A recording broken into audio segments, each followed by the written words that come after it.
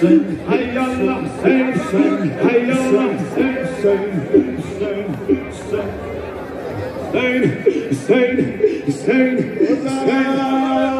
به دره دورت بگردم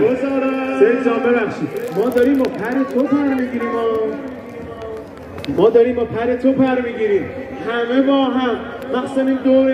دور این چارپایه همه سینه بزنن دورت بگردم سید منو ببخشید دستا رو همه بیارن بالا این شب آخر همه جواب بدن یا حسین آقای باریکلا تا به در خانه تو افتاد حسین گذران داد حسین خانه آباد شده